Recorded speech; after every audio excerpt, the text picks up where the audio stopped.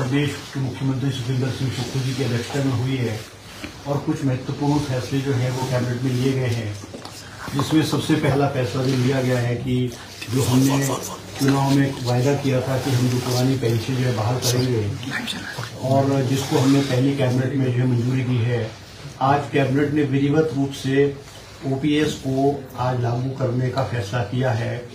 और जो हमारा शेयर था, एम्प्लॉयज का शेयर था जो न्यू पेंशन स्कीम का है, उसको अगले महीने से बंद कर दिया गया है। तो ये एम्प्लॉयज की मांग थी, इसको जो है हमने विधिवत रूप से आज पूरा किया है। दूसरा जो हमारा इसमें एजेंडा में था कि जो हमारा एटी का एरिया है वो उसका जो हाइट थी वो कम हुआ करती थी और उसको एक फ्लोर नहीं कंसिडर किया जाता था। आज कैबिनेट ने जो है पूरे हिमाचल प्रदेश में जो एथिक है उसको रेगुलराइज कर दिया है और उसका जो हाइट को है उसको 3.05 मीटर जो है वो उसको फिक्स कर दिया गया है। तो वो जितना भी एरिया है वो पुराना भी जो है वो एटिक वाले एरिया वो रेगुलराइज हो जाएंगे और आइंदा से भी जो है एटिक को उसमें शामिल किया जाएगा। लिवेबल एरिया, हैबिटेबल एरिया जो डिक्लेयर किया गया है। इसके अलावा जो है, क्योंकि हिमाचल प्रदेश में शिक्षा विभाग में बहुत सारे पद खाली पड़े हुए हैं और कैबिनेट ने जो है आज फैसला किया है कि इसमें 530 जो है वो सीनियर सेकेंडरी स्कूल में जो लेक्चरर्स के पोस्ट है वो तुरंत भरे जाएंगे और पब्लिक सर्विस कमीशन के थ्रू ये पद जो है वो कॉन्ट्रेक्चुअल बेसिस पे भरे जाएंगे।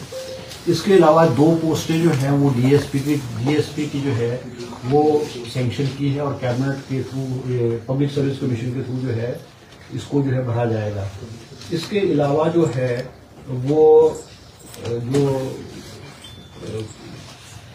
टाउन एंड कंट्री प्लानिंग में जो है हमारा जो है बड़ोग वाला एरिया है उसमें भी हैकाजेड कंस्ट्रक्शन हो रही थी और हाई कोर्ट ने डायरेक्शन दिए थे कि भाई जो गवर्नमेंट है इस पर कोई एरिया में रेगुलराइज करने के लिए और हैकाजेड कंस्ट्रक्शन ना हो उसको कंट्रोल करने के लिए तो आज कुछ एरिया जो है वो बड़ोग वाला एरिया है, बड़ोग स्पेशल एरिया को बढ़ाया गया है।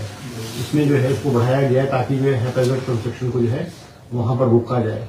इसके अलावा जो है वो GST goods, Himachal Pradesh passenger good tax में कुछ जो कैटेगरीज है जैसे एल्युमिनियम है और लेड है और प्लास्टिक ग्रेन्यूल्स हैं, इसमें जो है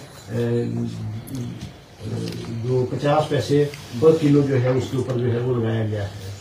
और इसके अलावा जो है एक और जो उसमें किया गया है जो हमारी जो यूनिट्स थे, फार्मास्यूटिकल यूनिट्स हैं या मेडिकल यूनिट्स है, इन पे जो है एक लाइसेंस होती थी, MD6 का लाइसेंस होता था। उसके जो फीस थी वो सालाना फीस 2000 रुपये 2000 रुपये सालाना, 2000 रुपये सालाना थी। उसको बढ़ा करके जो है अब 1.5 लाख रुपए जो है वो सालाना किया गया है, जिससे कोई लगभग 50 लाख के जो है इनकम जो है वो प्रदेश को होगी। तो ये इश्यूज थे। इसके अलावा और सरकार ने फैसला किया कि पॉलिसी के तहत अब बहुत सारे विभागों में जो है वो एम्प्लॉयमेंट दी जाएगी और अलग अलग डिपार्टमेंट जो भी प्रपोजल कैबिनेट को भेजेंगे उस आधार पे जो है रिक्रूटमेंट जो है बहुत तेजी से, विशेष करके कि एजुकेशन डिपार्टमेंट में जो है वो किया जाएगा।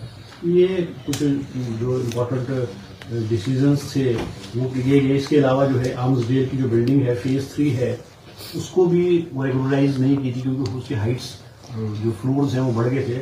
आज कैबिनेट ने भी उसको रेगुलराइज करने का जो है वो फैसला लिया है। सर, जो ओपीएस को लेकर आपने जिक्र किया, जो एसओपी बनने की चर्चा उसको कैबिनेट ने दे दी है।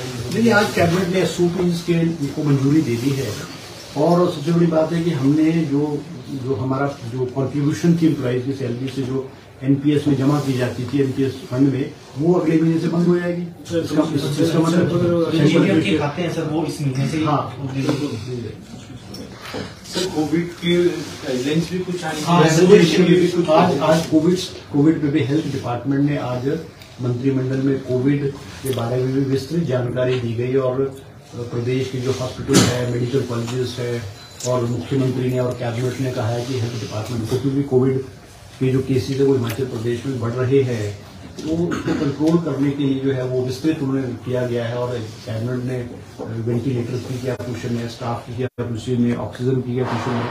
विस्तृत रूप से प्रेजेंटेशन हुई और विस्तृत रूप से चर्चा हुई है। और उसमें ये भी कहा गया है कि हॉस्पिटल्स में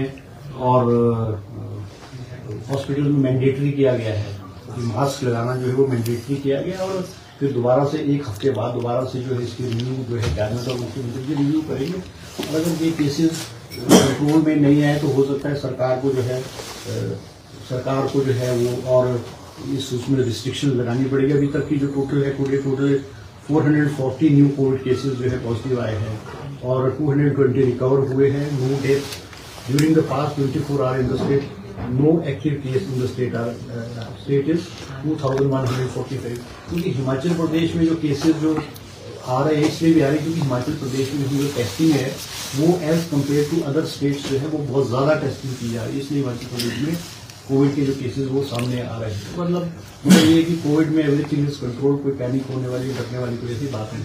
सर, कोविड के कुछ जो है वो लगाए गए थे कर्मचारी 1900 के आसपास, क्या एक्सटेंशन देंगे उनको? क्योंकि एक्सटेंशन 31 आउटसोर्स का कुछ कैबिनेट की मैरिज में कोई चर्चा नहीं। सर, कर्मचारी जो करीब 6000 के करीब जो रिटायर हुए हैं और जब से ओपीएस लागू हुई है उनके बारे में कुछ डिस्कस हुआ? किस फॉर्मेट में पेंशन देंगे? क्या जो डिटेल्स है ना वो मेरे पास नहीं है डिटेल, मगर विधिवत रूप से आज कैबिनेट ने एसओपी उसकी जो है वो एक्सटेंड की है और इम्प्लीमेंटेशन जो है वो ओल्ड पेंशन स्कीम की कैबिनेट ने आज मंजूरी दी है। अब जो छोटी छोटी मोडेलिटीज हैं वो तो when it will come out तो तभी पता लगेगा। चौहान साहब, ये जो ओपीएस का फॉर्मेट है ये वो पुराने वाला या नया कोई हिमाचल ने अपना अलग से लागू या राजस्थान या दूसरी स्टेट? वो जो सारे जो स्टेट जिन्होंने स्टेट से उसको इम्प्लीमेंट किया, राजस्थान है, छत्तीसगढ़ है, उसको स्टडी करने के बाद जो है कैबिनेट में प्रेजेंटेशन जो है वो दिया गया है और कैबिनेट ने उसको उसमें क्योंकि एम्प्लॉइज की राय भी दी गई है, एम्प्लॉइज क्या चाहते थे उसको लेकर के वो जो है उसको पूरे विस्तृत रूप से उसको